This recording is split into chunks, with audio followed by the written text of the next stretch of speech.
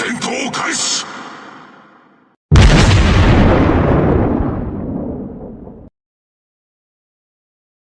it going, everybody? PigBay here, PB for short, and today we have the Chkalov, the first Russian carrier to Blitz.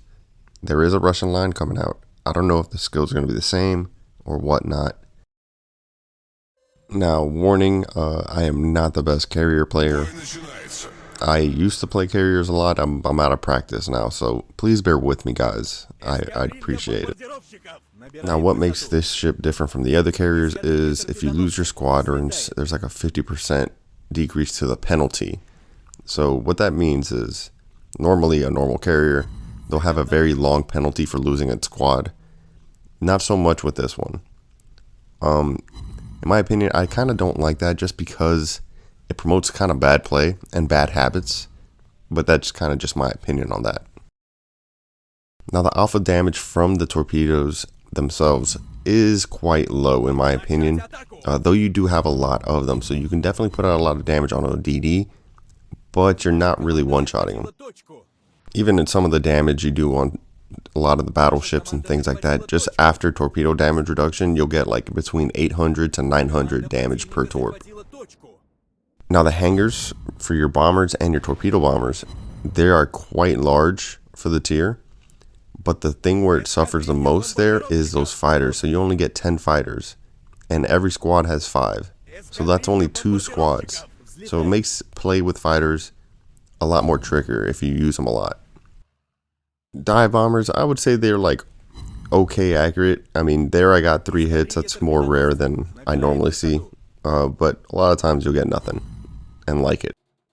Now, personally, I had a frustrating time playing this boat, especially early on, trying to learn the little gimmicks, not gimmicks, but mechanics of how everything worked or meshed together.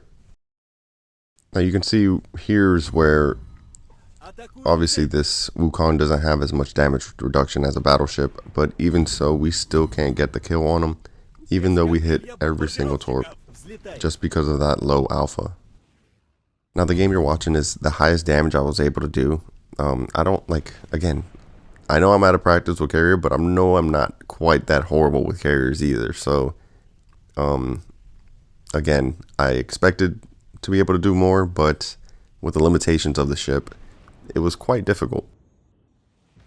Now, part of the problem here is you're also at tier 8, and there was just a Blitz Pass ship released, the Sang Tang, an up-tiered Saipan, which is just kind of ruling carrier play at the moment, at least with the fighters. This thing with its fighters cannot even hold a candle to it.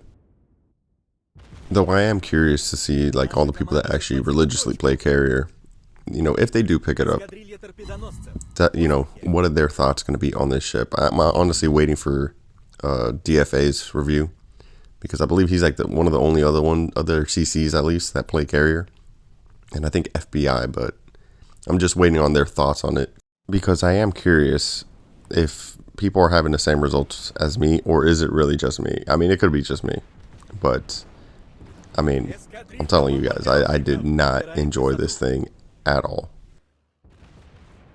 Now, I don't know if the Russian CV line is going to have the same gimmick. I'm honestly hoping not, because I just think it's a bad mechanic in my opinion. Honestly, I was kind of hoping for maybe like a new way to aim dive bombers, like the skip bombers if they had them. But that's just going off of what Legends and PC uses, but who knows what they're going to add for that line. Though I also am really hoping that this is not the preview for the line, you know what I mean? Just based on the performance of this. I mean, though, I don't know. I'm kind of torn. Like I said, it was very frustrating to play, but I'm not mad at having another carrier that's not super broken. You know what I mean? I'm okay with having weak carriers because I don't play them as much, but this thing was frustrating. But that's going to go ahead and do it for the video, at least me talking and explaining things, because honestly, there's not much to explain. If you guys enjoy the content, consider liking and subscribing, to help the channel. Almost at 1,000. I'm like 195 subs away.